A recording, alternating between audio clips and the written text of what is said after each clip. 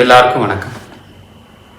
இப்போது இந்த பதிவில் நம்ம புத்தாண்டு பலாபலன்களை தான் பார்க்க போகிறோம். அதுக்கு முன்னால் நம்ம சேனலுக்கு யார் புதுசாக வந்திருந்தாலும் சேனலை மறக்காமல் சப்ஸ்கிரைப் பண்ணிக்கோங்க. அண்ட் தென் கூடவே இருக்கிற பெல் ஐக்கானை கிளிக் பண்ணிக்கோங்க. அப்படின்னா தான் அடுத்து நான் வீடியோ அப்லோட் பண்ணும்போது உங்களுக்கு அது ஆட்டோமேட்டிக்காக நோட்டிஃபிகேஷன் வரும்.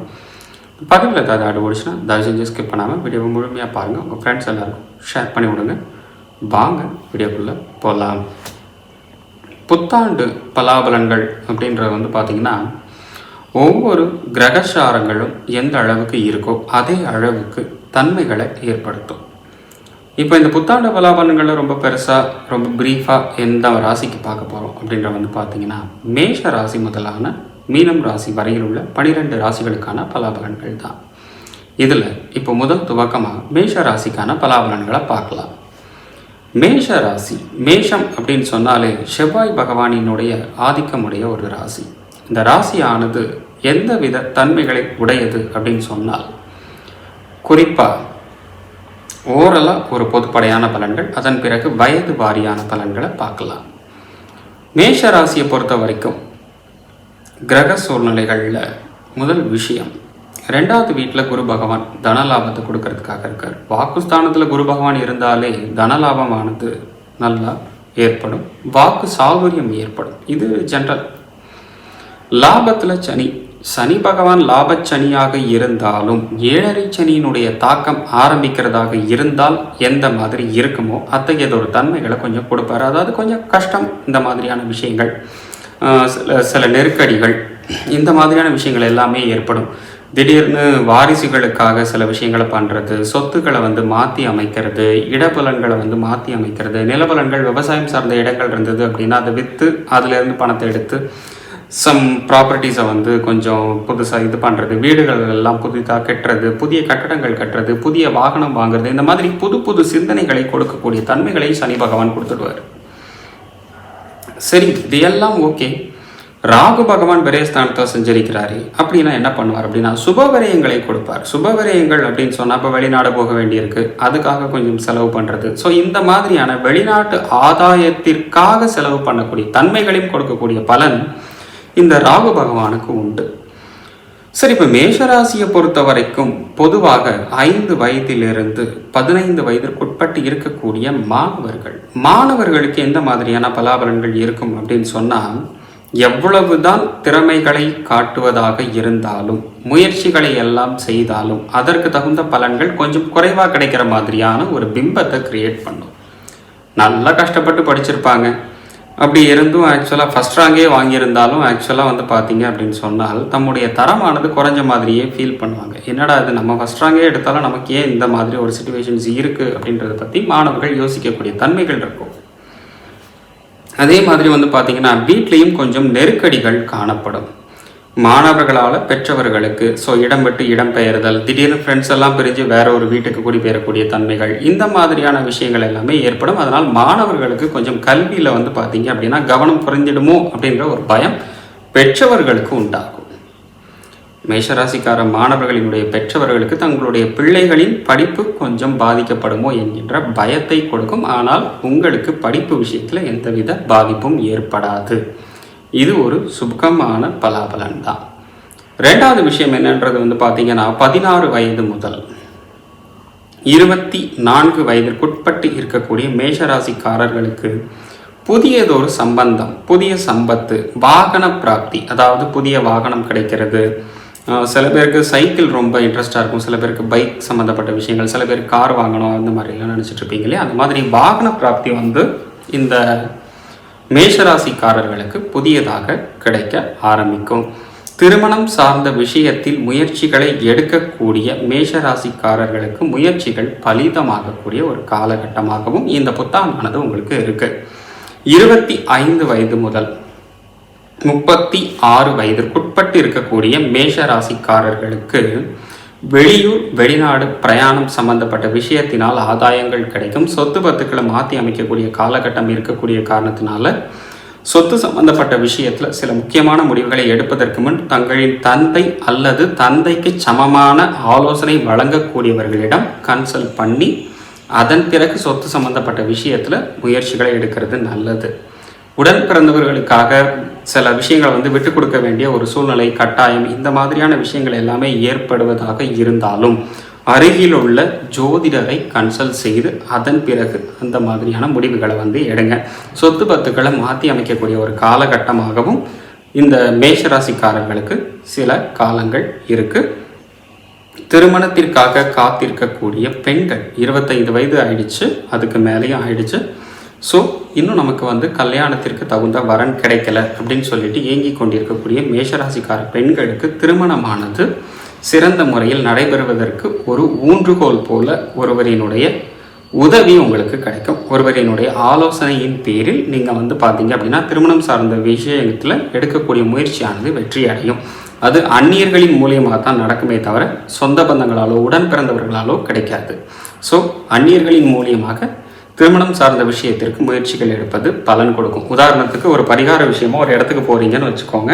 அப்போ நீங்கள் வந்து பார்த்தீங்க அப்படின்னு சொன்னால் கூட பிறந்தவங்களை விட உங்களோட ஃப்ரெண்ட்ஸ் ஆர் எதிர்த்த வீட்டுக்காரங்க, பக்கத்து வீட்டுக்காரங்க, இந்த மாதிரி இருக்கக்கூடியவர்களை கூப்பிட்டுக்கிட்டு அந்த இடத்துக்கு போய் பரிகாரம் செய்தால் உத்தமமான பலாபலன்கள் கிடைக்கும். அதன் பிறகு 36 வயதிற்கு மேல் 43 வயதிற்குட்பட்டு இருக்கக்கூடிய மேஷராசிக்காரர்களுக்கு வந்து பார்த்தீங்க அப்படின்னு சொன்னால் விவசாயம் சார்ந்த விஷயத்தில் பலன்கள் கிடைக்கும். விவசாயம் சார்ந்த விஷயத்தில் ஆதாயங்கள் கிடைக்கக்கூடிய காரணத்தினால உங்களுக்கு வந்து பார்த்தீங்க அப்படின்னா மன மகிழ்ச்சிகள் மேலோங்கும். விவசாயம் சம்மந்தப்பட்ட துறையில் பணியாற்றக்கூடியவர்கள் அப்படின்னு சொன்னால் அக்ரிகல்ச்சர் விஷயத்தில் பணிபுரியக்கூடியவங்களாக இருக்கலாம், அல்லது விவசாயத்தினால் ஆதாயம் ஈட்டக்கூடியவர்களாக இருக்கலாம். இல்லை அப்படின்னா உரம் அந்த மாதிரியான தொழில்களை செய்து வியாபாரம் செய்யக்கூடிய சிறு சிறு தொழிலாளிகளாக கூட இருக்கலாம், அல்லது காய்கறி வியாபாரம். இந்த மாதிரி விஷயம் எல்லாமே விவசாயத்துறையை சார்ந்தது தான். ஸோ இந்த மாதிரி விஷயத்தில் வேலை பார்க்கக்கூடியவங்களாக இருந்தாலும் சரி, தொழில் செய்து கொண்டு இருக்கக்கூடியவர்களாக இருந்தாலும் சரி, ஏற்றம் தரக்கூடிய காலகட்டங்கள் வந்து பார்த்திங்கன்னா இந்த வருஷத்தில் உங்களுக்கு நல்லா இருக்குது. சனி பகவான் லாபச்சனியாக இருந்து உங்களுக்கு சிகப்பு மற்றும் பச்சை நிறத்தினுடைய தன்மையினால் ஆதாயத்தை அதிகமாக கொடுப்பாரு. வெள்ளை நிறம் சம்பந்தப்பட்ட விஷயத்தில் வந்து பார்த்திங்கன்னா முதலீடு செய்வது கொஞ்சம் பலன் கொடுக்கக்கூடியதாக தெரிஞ்சாலும் பின்னாடி வந்து வேறு ஒரு செலவை கூடவே வச்சிருக்கும். ஸோ கொஞ்சம் பார்த்து முயற்சி செய்வது மிகவும் சாலச்சிறந்த ஒரு பலனை கொடுக்கும். 43 வயதிற்கு மேல் 54 வயதிற்குட்பட்டு இருக்கக்கூடிய மேஷராசிக்காரர்களுக்கு வந்து பார்த்தீங்க அப்படின்னா தேவையில்லாத அலைச்சல்களும் அதனால் விரயங்களும் கொஞ்சம் ஏற்பட்டு மனசை கொஞ்சம் பாதிக்கும்.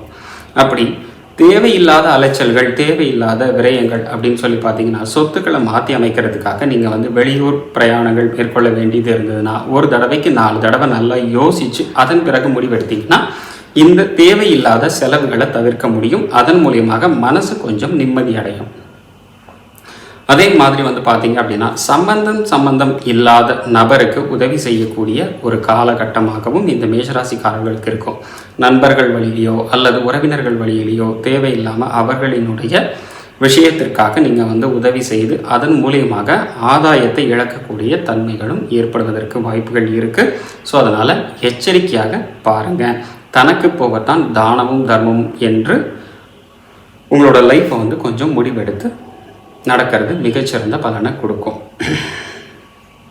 50 வயதிற்கு மேற்பட்டு இருக்கக்கூடிய மேஷராசிக்காரர்கள் இவங்க பிரயாணம் செய்யக்கூடிய விஷயத்தில் வந்து பார்த்தீங்க அப்படின்னு சொன்னால் கொஞ்சம் ஏற்றம் இறக்கம் காணப்பட்டாலும் வாழ்க்கையினுடைய முக்கியமான முடிவுகளுக்காக எடுக்கக்கூடிய காரணம்தான். ஸோ அதனால் நமக்கு வந்து இதனால் எந்தவித பாதிப்புகளும் கிடையாது அப்படின்றத தெரிஞ்சு அதற்கு தகுந்தாற்போல் உங்களுடைய வாழ்க்கையை மாற்றி அமைச்சு கொள்ளக்கூடியதும் பிரயாணத்தில் ஏற்படக்கூடியதும் உங்களுடைய சுபவரியத்துக்காக தான் அப்படின்றத புரிஞ்சிக்கிட்டு அதன்படி நடக்க ஆரம்பிச்சுப்பீங்க. வெளிநாடு சம்மந்தப்பட்ட விஷயத்தில் முயற்சி செய்து கொண்டிருக்கக்கூடியவர்கள் ரொம்ப வருஷமாக ட்ரை பண்ணிகிட்டு இருக்கேன்ப்பா, இன்னும் கிடைக்கவே மாட்டேங்குது, என்னோடய ஃபேமிலியில் என்னோடய சில்ட்ரனுக்கு வந்து நான் வந்து வெளிநாட்டில் போய் படிக்க வைக்கணும்னு நினைக்கிறேன், அந்த மாதிரி எல்லாம் இருக்கக்கூடிய வெளிநாடு சம்பந்தப்பட்ட விஷயத்தில் முயற்சி செய்து கொண்டிருக்கக்கூடிய மேஷராசிக்காரர்களுக்கு இந்த ஆண்டு வெற்றி அடையக்கூடிய ஒரு காலகட்டமாகவும் இருக்குது. அதன் பிறகு மேஷராசிக்காரர்கள் 60 வயதிற்கு மேற்பட்டு இருக்கக்கூடியவர்களுக்கு வந்து பார்த்தீங்க அப்படின்னு சொன்னால் நகை கடன் சம்பந்தப்பட்ட விஷயத்தில் பணிபுரியக்கூடியவர்களாக இருக்கலாம், அல்லது நகை தொழிலகம் இந்த மாதிரி வச்சு அதன் மூலியமாக ஆதாயம் ஈட்டக்கூடியவர்களாக இருக்கலாம், அவர்களுக்கு வந்து பார்த்தீங்க அப்படின்னா ஆதாயம் ரெட்டிப்பான பலாபலன்களை கொடுக்கும். அதே சமயத்தில் செய்தொழில் ஏற்றம் பெருகும். விவசாய பலனால் உங்களுக்கு ஆதரவுகள் கிடைக்கும். அதாவது நகைக்கடை வச்சிருந்தாலும் அவர்களும் விவசாயம் சேர்த்து பார்க்கக்கூடியவர்களாக இருந்தாலும் அவர்களுக்கு ஏற்றமானது அதிகப்படியாக காணப்படும்.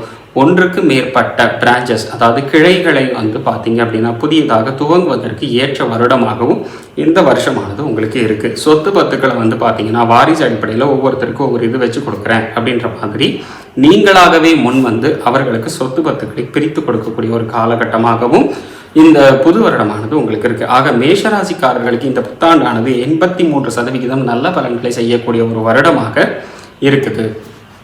மேலும் இப்போ நம்ம பிரீஃபாக பார்க்குறோம் அப்படின்னு சொன்னால் ஒவ்வொரு துறைகளையும் சார்ந்தவர்களை பார்க்குறது நம்ம சேனலோட ஒரு வாடிக்கையாக வச்சுட்ருக்கோம். அந்த மாதிரி விவசாயத்துறை, அதுக்கப்புறம் நகைத்துறை, அதாவது தொழில் சம்பந்தப்பட்ட விஷயத்தில் பணிபுரியக்கூடியவர்கள், அரசு சார் உத்தியோகத்தில் வேலை பார்த்துட்டு இருக்கக்கூடியவர்கள், அதன் பிறகு காவல்துறை, போக்குவரத்து துறை, அதன் பிறகு தனியாரில் பணிபுரியக்கூடியவர்கள், அதே மாதிரி ஆடிட்டர்ஸ், வழக்கறிஞர்கள், இந்த மாதிரி இருக்கக்கூடியவர்களுக்கெல்லாம் ஒவ்வொரு துறையும் சார்ந்தவர்களுக்கு பார்க்குறது நம்ம பலனாக வச்சுட்ருக்கோம்.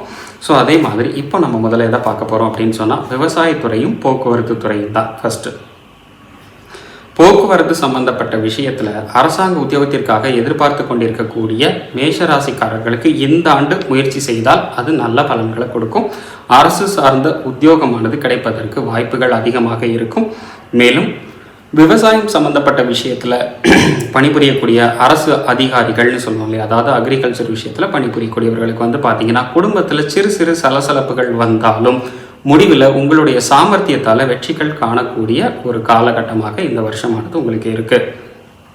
வழக்கறிஞர்கள் துறை, காவல்துறை, ரொம்ப வருஷமாக ப்ரொமோஷனுக்காக எதிர்பார்த்து இயங்கி கொண்டிருக்கக்கூடிய காவல்துறை சார்ந்த அன்பர்களுக்கு வந்து பார்த்திங்கன்னா இது உங்களுக்கு ஒரு மகிழ்ச்சியான ஆண்டு அப்படின்றத சொல்லலாம். ஏன்னா புதிய பதவி, புதிய வாய்ப்புகள் அனைத்தும் கிடைக்கக்கூடிய ஒரு காலகட்டமாகவும் இந்த புத்தாண்டு வந்து உங்களுக்கு இருக்குது. தள்ளிப்போன ப்ரமோஷன்ஸ் எல்லாமே கிடைக்கக்கூடிய ஒரு காலகட்டமாகவும் இந்த புத்தாண்டானது உங்களுக்கு இருக்கும்.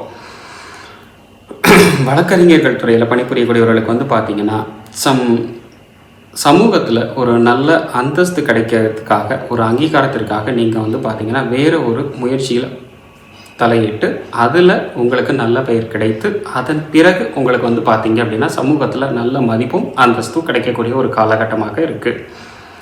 மருத்துவர்கள், ஆடிட்டர்ஸ், இவங்களுக்கு வந்து பார்த்திங்கன்னா மேஷராசிக்கார மருத்துவர்களுக்கு வந்து பார்த்திங்க அப்படின்னா எதற்காக நம்ம இங்கே இருக்கோம், நம்ம வந்து வெளியூர் வெளிநாட்டில் போய் நம்ம வந்து ப்ராக்டிஸ் பண்ணலாமே அப்படின்றதுக்காக முயற்சி எடுக்கக்கூடிய காரியமானது பலிதமாக்கும். நல்ல முறையில் வெளிநாடு போய் சிறந்த முறையில் பணியாற்றி நல்ல பெயர்களை வாங்குவதற்கு ஒரு உகந்த காலகட்டமாகவும் இந்த வருஷமானது உங்களுக்கு இருக்குது. அதற்காக குடும்பத்தை பிரிந்து முயற்சிகள் எடுத்து வெளிநாடு செல்லக்கூடிய ஒரு காலகட்டமாகவும் இருக்குது. ஆடிட்டர்ஸ், அவங்களுக்கு வந்து பார்த்திங்கன்னா செய்யக்கூடிய தொழிலில் வந்து நிறைய லாபங்கள் கிடைக்க ஆரம்பிக்கும். நிறைய பேருக்கு வந்து பார்த்திங்க அப்படின்னா நீங்கள் வந்து ஒரு சிறந்த ஒரு எக்ஸாம்பிளாக திகழக்கூடிய ஒரு காலகட்டமாகவும், அதாவது ஒரு நல்ல எடுத்துக்காட்டு அப்படின்னு சொல்லுவோம் இல்லையா, அந்த மாதிரி திகழக்கூடிய ஒரு காலகட்டமாகவும் இந்த வருஷமானது உங்களுக்கு இருக்குது.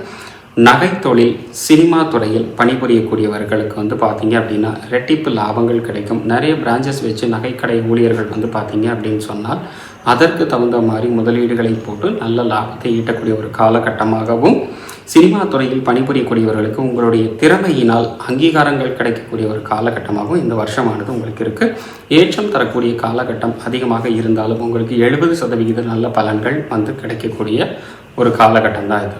ஸோ நல்ல பலன்கள் இருக்கிறதுனால நீங்கள் வந்து பார்த்திங்கன்னா எடுக்கக்கூடிய முயற்சிகளானது வெற்றி அடையக்கூடிய ஒரு காலகட்டம், உங்களுடைய திறமையை வந்து காட்டக்கூடிய ஒரு காலகட்டமாகவும் இந்த வருஷமானது உங்களுக்கு இருக்குது. அதன் பிறகு முடித்திருத்தும் நாவிதர்கள், இசை வல்லுநர்கள், இவர்களுக்கு வந்து பார்த்தீங்க அப்படின்னா குடும்பத்தில் ஏற்பட்ட சில சலசலப்புகள் காரணமாக குடும்பத்தை விட்டு பிரிஞ்சிருந்தீங்க இல்லையா, அந்த பிரிவுகள் எல்லாம் நீங்கி மீண்டும் குடும்பத்தோடு ஒற்றுமையாக சேர்ந்து வாழக்கூடிய ஒரு காலகட்டமாகவும் இந்த வருஷமானது உங்களுக்கு இருக்குது. மனைவி வழியில் ஏற்படக்கூடிய ஆதாயங்கள் எல்லாமே உங்களுடைய கைக்கு கரெக்டாக வந்து கிடைக்கக்கூடிய ஒரு காலகட்டமாகவும், கணவன் முறையில் உங்களுக்கு வரக்கூடிய விஷயங்கள் எல்லாமே உங்களுக்கு கிடைக்கக்கூடிய ஒரு காலகட்டமாகவும், அடகில் இருக்கக்கூடிய நகைகளை எல்லாம் மீட்பதற்கு ஒரு மிகச்சிறந்த ஒரு காலகட்டமாகவும் இந்த வருஷமானது உங்களுக்கு இருக்கும். மேலும் உங்களுக்கு வேறு ஏதாவது சந்தேகங்கள் இருக்குது, இல்லை பலன்கள் தெரிஞ்சுக்க வேண்டியிருக்கு அப்படின்னா மறக்காம இந்த பதிவில் கமெண்ட் பண்ணுங்கள். மீண்டும் சந்திப்போம். வணக்கம்.